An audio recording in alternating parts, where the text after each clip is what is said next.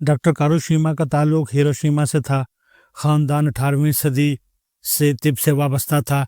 Doctor कारू ने Osaka university से degree ली, America गए, सर्जरी की तरबियत ली और 1933 में दरिया मोटुयासु के किनारे छोटा सा अस्पताल बना लिया।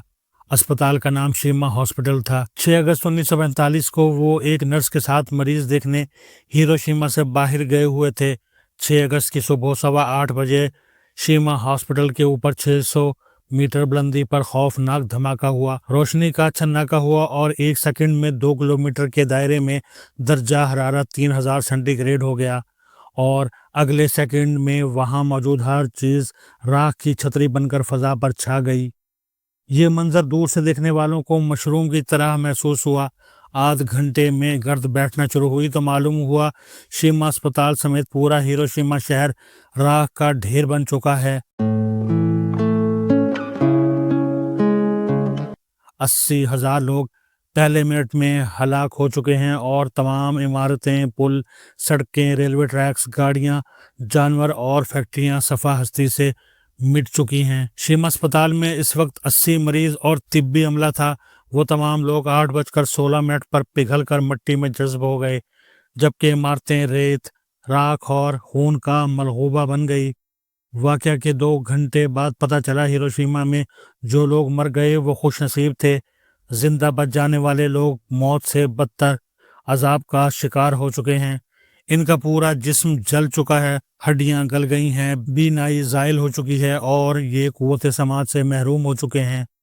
पूरे शहर में मौत को तरसते लोगों का हुजूम था। लोग जलते हुए जख्मों की शिद्दत कम करने के लिए दरिया में कूद रहे थे, लेकिन पानी तकलीफ में इजाफा कर रहा था।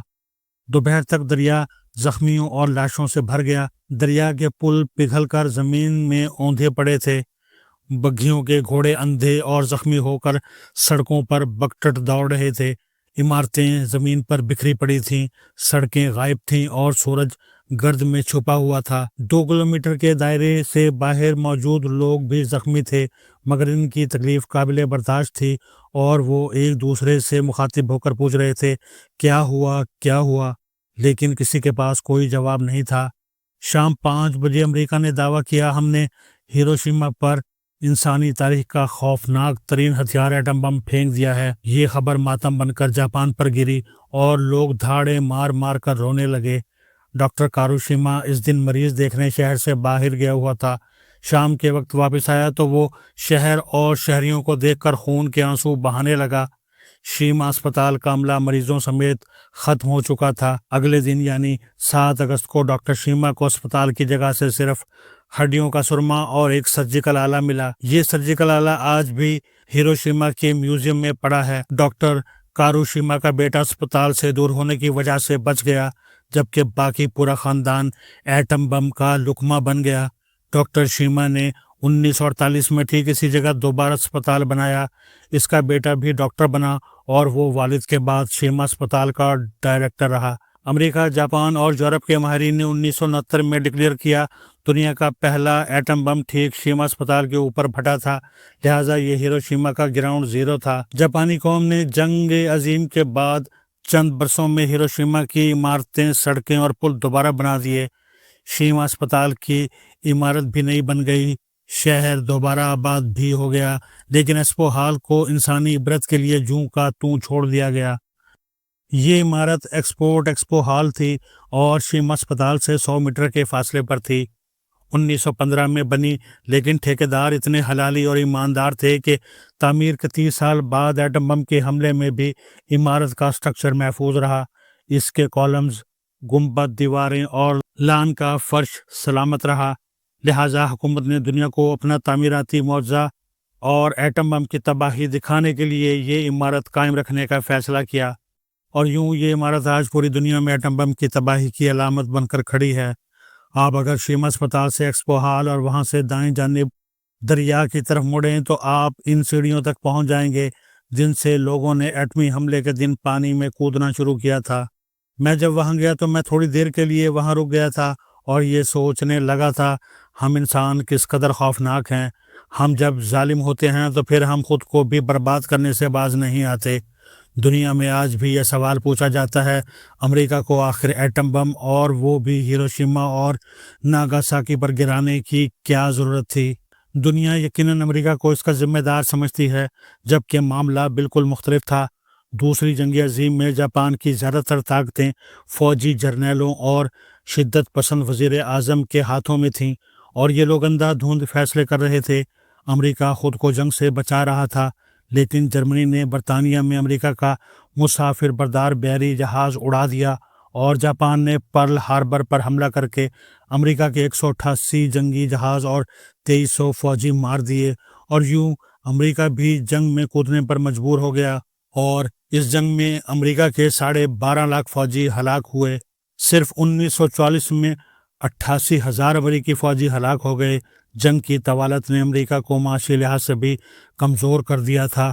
فیکٹریاں بند تھیں، فوج میں جبری بھرتیوں کی وجہ سے کسان ختم ہو گئے تھے، اور زرعی اجناس کی قلت پیدا ہو گئی تھی۔ کساد بازاری بھی عام تھی، اور امریکہ میں بیماریاں بھی پھوٹ پڑیں۔ چنانچہ امریکہ بدترین دور میں داخل ہو گیا۔ امریکی ماہرین کا خیال تھا جنگ اگر 1946 میں داخل ہو گئی تو امریکہ میں قحط پھوٹ پڑے گا اور آدھی آبادی مر جائے گی، لہٰذا امریکہ ہر صورت 1945 میں جنگ کا خاتمہ چاہتا تھا۔ ہٹلر نے 8 مئی 1945 کو سرنڈر کر دیا، جس کے بعد امریکہ یورپ سے فارغ ہو گیا اور اس کی تمام تر توجہ جاپان پر مرکوز ہو گئی۔ مگر جاپان جنگ بندی کے لیے تیار نہیں تھا۔ امریکی سائنسدانوں نے اس دوران ایٹم بم بنا لیا، اور جولائی 1945 میں برطانیہ اور امریکہ نے جاپان پر ایٹم بم گرانے کا فیصلہ کر لیا۔ امریکہ کے پاس اس وقت لٹل بوائے اور فیٹ مین کے نام سے 2 قسم کے بم تھے۔ لٹل بوائے میں یورینیم تھی، جبکہ فیٹ مین پلوٹونیم سے بنا تھا۔ جاپان کے قریب ٹینین کا جزیرہ امریکہ کے قبضے میں تھا۔ امریکہ نے جولائی میں اپنے بم ٹینین شفٹ کر دیے، بوئنگ کارپوریشن سے خصوصی جہاز B-29 تیار کرایا، اور جاپان کو 26 جولائی کو غیر مشروع سرنڈر کی آفر کر دی۔ امریکی جہازوں نے جاپان میں فضا سے وارننگ کے پمفلٹ بھی پھینکے، لیکن جاپانی حکومت باز نہ آئی۔ ان کا خیال تھا یہ محض دھمکیاں ہیں اور ان کے پاس کوئی ایٹم بم نہیں۔ جبکہ دوسری طرف امریکہ نے جاپان کے 4 شہر ہیروشیما، ناگاساکی، کوکورو اور نگاٹا کو ٹارگٹ کر لیا۔ یہ بار بار وارننگ دیتا رہا، مگر جاپان نہ مانا۔ اب یہاں پر یہ سوال پیدا ہوتا ہے، ہیروشیما اور ناگاساکی پر حملہ کیوں کیا گیا تھا؟ اس کی 2 وجوہات تھیں۔ پہلی وجہ آبادی تھی۔ اتحادیوں کا خیال تھا جب بڑی تعداد میں جاپانیوں کے سویلین مریں گے تو ان کا حوصلہ ٹوٹ جائے گا۔ دوسری وجہ فاصلہ تھا۔ امریکی جہاز ان شہروں پر حملہ کر کے آسانی سے واپس ٹینین جا سکتے تھے۔ چنانچہ 6 اگست 1945 کو صبح 8:15 بجے ہیروشیما پر پہلا ایٹم بم گرا دیا گیا۔ اس حملے میں فوری طور پر 80,000 اور بعد ازاں مزید 60,000 لوگ مر گئے۔ اب سوال یہ ہے، امریکہ نے 3 دن بعد ناگاساکی پر بم کیوں گرایا؟ اس کی بھی 2 وجوہات تھیں۔ پہلی وجہ جاپان کا رد عمل تھا۔ جاپانی وزیر اعظم کانتارو سوزوکی نے ہیروشیما کا انتقام لینے کا اعلان کر دیا۔ دوسری وجہ، امریکہ یورینیم کے بعد پلوٹونیم کی تباہی کا مشاہدہ بھی کرنا چاہتا تھا، لہٰذا 9 اگست 1945 کو 11:02 پر ناگاساکی پر دوسرا ایٹم بم گرایا گیا، اور وہاں 75,000 لوگ ہلاک ہو گئے۔ اس کے بعد کوکورا اور نگاٹا کی باری تھی، اور آخر میں ٹوکیو پر حملہ ہونا تھا، مگر اس سے پہلے شہنشاہ ہیروہیٹو نے غیر مشروط سرنڈر کا اعلان کر دیا، اور یوں 15 اگست 1945 کو جاپان کے سرنڈر کے بعد دوسری جنگ عظیم ختم ہو گئی، مگر اس وقت تک انسانیت دم توڑ چکی تھی۔